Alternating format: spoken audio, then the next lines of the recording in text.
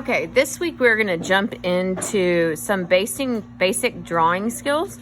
We're gonna cover value and we're gonna cover shading of basic forms. So we're gonna work on this worksheet. We're gonna do the front and then we'll do the back.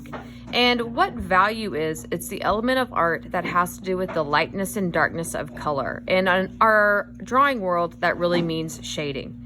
So when we look at how light hits an object, you're gonna usually have a light side, and then you'll have a dark side with this cast shadow down here. And by adding in pencil tone that goes gradually from light to dark, it takes something that's a basic shape, like a circle, and turns it into a sphere. We're also gonna practice shading some other kind of basic forms. You'll watch a YouTube video and you'll follow along with them and you'll shade the back side of this. And when we take all that we know from shading and we apply it to things, it makes things look real. It gives it depth. It gives it that three-dimensional wise that we want in our drawings. And you get that by using a full range of shading. So if you look down here, this is as dark as my pencil can go. And then we have some really, really light stuff. And being able to gradually blend that and move that pencil lead over is what makes things look real in our drawings. So we're gonna start over here with the value scale. Right here is gonna be light and down here is gonna be dark. Sometimes I find that it's better to start with the dark, but I actually hold my pencil a different way. And so normally when we're learning how to write, we hold our pencil down here and we write our letters. When you're shading, you don't want to be able to do this on the point. It makes it really crisp. It shows these lines. You want to be able to have it more gradual. And so when you're shading, I take my pencil and I put it in the palm of my hand and I use my pointer finger on top down here and I use my wrist. So instead of really using the point part of my pencil, I use the side and I can use my wrist to control it and to control the pressure. It goes faster and you can just put that right there.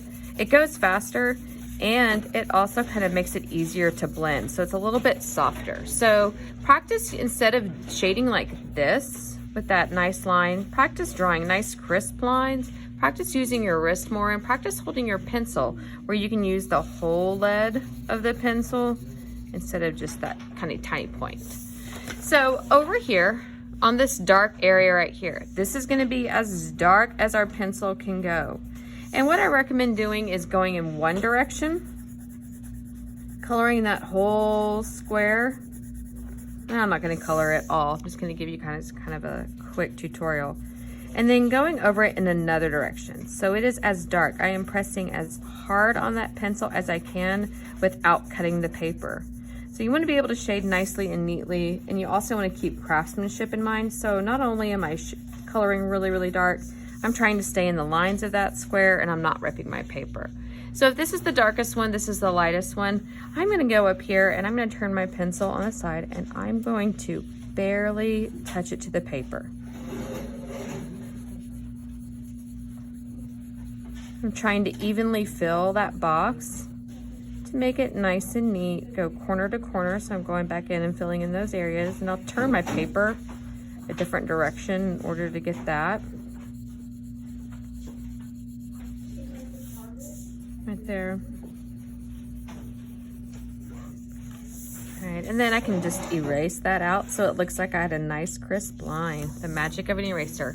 All right, so these tones are gonna be the in-between tones. So on this one, you're gonna put a little bit more pressure. This one, you're gonna put a little bit more, and you're gonna create a scale that goes gradually from light to dark. You're gonna do that independently. Now, after you do that, you're gonna look at the picture that I put on Google Classroom about how to shade a sphere. And our sphere kind of is showing us where the light part's gonna be and where the dark part is here. So right here, we call this the highlight. That's gonna be where the white of the light is hitting it. And down here, this is our cast shadow. So this is all on the table and it's gonna go gradually from light to dark here. You're gonna kind of do the same thing. Now I leave this highlight white, but then it's gonna slowly, again, just like our first box, this is gonna be the light.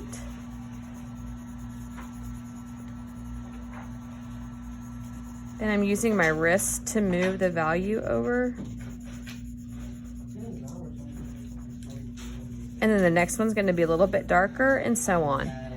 You're going to take a picture of this and you're going to turn it into that Google Classroom assignment that says Introduction to Drawing, Value Scales, and Shaded Sphere.